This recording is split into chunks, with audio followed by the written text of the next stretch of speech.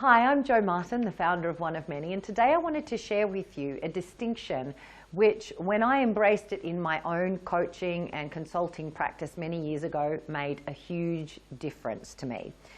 And that is this, that women cannot be coached the same way as we coach men. Well, that's a pretty bold statement. Of course, you can coach women exactly the same way as you coach men. But if you want to get the best results and to have the most effective woman on your hands, you really need to take a slightly different approach.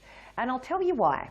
If you use the same paradigms, the same tools, and the same philosophies with women as you do with men, you will end up setting goals, putting deadlines on them, holding that woman to keeping in action and pushing through and getting stuff done, and not recognizing that at best, you're going to help her to activate Superwoman. At worst, have her burn out and be further behind than she was when she started coaching with you in the first place. Let me give you an example of a woman from our community. Her name was Kath, and she identified, I remember it was in the lead up to Christmas time, so it must have been around October or something, towards the end of one year. She identified that she wanted to feel better and more energized. She was feeling quite depleted and run down, and she thought, well, the best way was to get fit. You know, she hadn't been exercising since the birth of her son, and she was ready to get charged up. So she set about finding herself a coach, and this coach, who oddly enough was a woman, helped her to set a goal, how much weight she was going to lose and by when, and then set a strategic plan, including exercise plans, eating plans, and everything, right down to the minute, of exactly how she was going to achieve that goal. And the thing was, she had to exercise every single day, and every week she was measuring her progress towards those goals.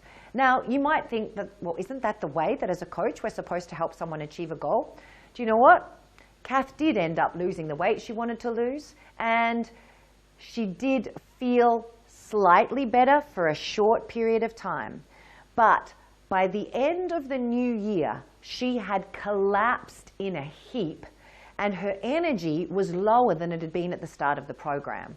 And that's because her coach had missed this crucial and underlying piece, which is that a woman's body is different to a man's body, and how to achieve results. We need to work with the ebbs and flows of our energy. We need to work with what works for the individual. I put it down to the kind of power we encourage our clients to use. If you're a coach like me, you're helping to empower the people you work with. But the power that most of us plug into is Superwoman power. It's kind of masculine power, very results-oriented, externally focused, drive, drive, drive. Don't get me wrong, every woman and man alike can get results from that place.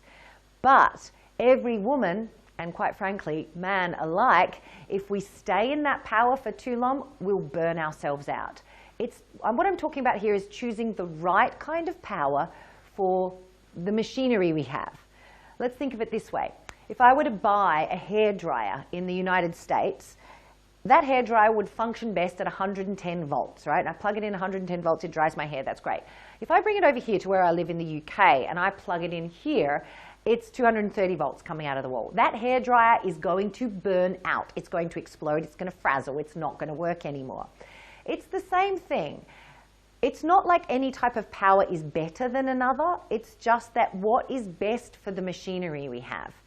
Women's bodies, I don't know if you've noticed it, but they're different to men's, which suggests to me that our hormonal makeup is different, which suggests to me that the energy we use to fuel the results that we get in our life, what if we used a slightly different energy? It's food for thought. If you are coaching women, I would put forward that you don't want to coach them exactly the same as men.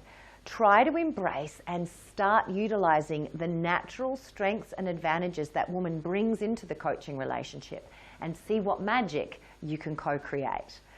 I'd love to know your experience of coaching women and men. Have you noticed a difference? And how has your own practice or leadership or management style changed because of that? Please share in the comments section below, and if you've liked this video, tell us by clicking like, and why not share it with a friend or a colleague you think might find it interesting. Look forward to hearing from you and seeing what you think.